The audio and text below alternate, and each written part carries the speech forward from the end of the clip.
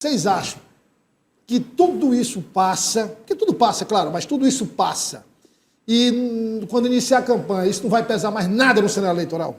Olha, Douglas, inclusive eu escrevi ontem no portal Dia.com, na nossa coluna, um texto que fala exatamente que há 3 semanas atrás, o presidente Lula era dado como praticamente um fim de governo, né? Porque era uma desaprovação alta, não conseguia ali imprimir um discurso, uma marca em sua gestão.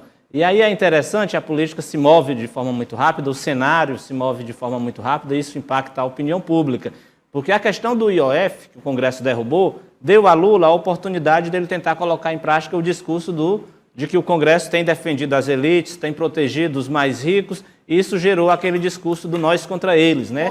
Do pobre contra rico, que a gente sabe que é um discurso que sempre vai render na política, porque na vida real, obviamente, é muito difícil você imaginar que um trabalhador assalariado que sofre ali todo mês para pagar suas contas vai defender, né, que o bilionário pague menos impostos, né? Se o trabalhador que é assalariado defender menos impostos para a classe, para a elite do país, é de fato uma contradição muito grande.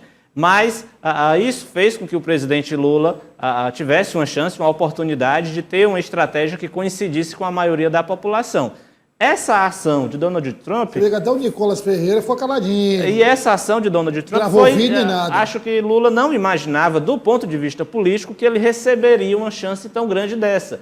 Eu estava até comentando hoje de manhã com alguns colegas jornalistas. Lula abraçou 2 discursos de uma tacada só. A questão da soberania nacional, né? O patriotismo, que antes era uma pauta bolsonarista, agora é uma pauta defendida por Lula. Primeiro os pobres contra os ricos e depois a segurança nacional. Exato. Inclusive, essa questão de... Estão usando muito bem essa história de assim, vem cá, isso aqui é ser patriota?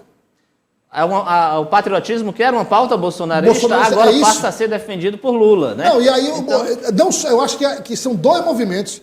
O Lula abraça o patriotismo e condena o patriotismo na direita. Vem cá, esse patriotismo da família. Então isso só para a família, então assim... Dá a ele um discurso que tem o apoio, né? E isso já refletiu, inclusive, na popularidade dele. Agora, só respondendo a sua pergunta, qual o efeito disso, eu acredito que é preciso a gente esperar um pouco, porque, primeiro, é uma estratégia do presidente americano a retórica. Ele fala, mas na hora de colocar em prática ele volta atrás. Ele anunciou 50%. Ele fala para sentar... para ir à mesa de negociação com vantagem. Exato, ele falou em 50%. Talvez ele tente baixar, né? Até porque isso prejudica a própria economia americana, gera uma inflação lá. Hoje eu vi um empresário americano dizendo que os preços estão com a mão na cabeça lá. Setores, é bom lembrar que a exportação de carne e de frutas deve gerar um impacto econômico também lá na inflação. Café. Então a gente está longe das eleições, mas eu acredito que tudo isso, de certa forma, eu não vejo em nenhuma perspectiva um benefício para os bolsonaristas nesse episódio que envolve o tarifaço. E detalhe, hein? Está todo mundo se afastando-se desse rapaz e o que é que ele conseguiu? Que o STF abrisse uma investigação por conspiração contra o Brasil, não é? Todo mundo, acho que até os bolsonaristas mais radicais estão calados, não são contra, mas estão calados ali, e outros se afastaram, outros criticaram, foi um tiro no pé completamente. O PL está todo apreensivo, então é uma situação que é complicada. Esse episódio, Douglas, também, só para ressaltar aqui, eu acho interessante é que todo esse imbróglio que está acontecendo entre os Estados Unidos e o Brasil é algo que realmente está unindo a esquerda com o centrão. É realmente algo que está se unificando, esse discurso realmente de trazer de volta, melhor dizendo, de dar ao transparecer que o Brasil sim é soberano, não é porque os Estados Unidos são a maior potência mundial, econômica, poder bélico também, que por conta disso possui o poder de determinar o que os outros países soberanos podem ou não ditar. E eu acho que isso é importante ressaltar aqui, até mesmo a própria imagem que a gente observou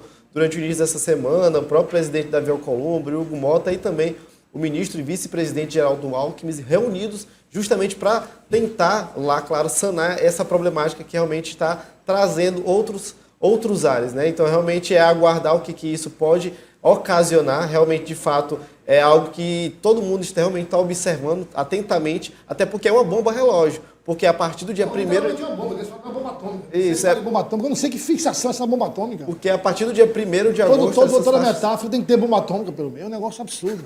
É uma bomba relógio, até porque a partir do dia 1º de agosto começa realmente a valer essa taxação dos 50%, até mesmo presidentes então, de cooperativas nacionais, principalmente a da carne, como de exportações da carne, como teve ontem uma fala contundente dizendo que os próprios empresários já não sabem como é que vai proceder daqui para frente. Então, realmente, de fato, aguardar os desdobramentos sobre esse assunto. E só mais um ingrediente aí nessa questão, que o deputado federal Eduardo Bolsonaro está nos Estados Unidos cumprindo uma licença parlamentar de 120 dias, não vai voltar que mais, termina não. no próximo domingo. Não, mas não vai voltar O prazo mais, não. da licença de 120 dias termina no próximo domingo.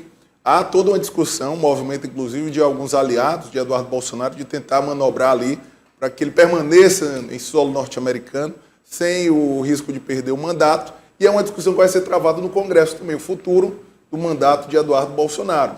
Fora do período de licença, vai ter que retornar ao Brasil ou perde o mandato. Eu acho que passou todos os limites. Perdeu a mão mesmo, foi um negócio... Mas, enfim. Vamos mudar de assunto.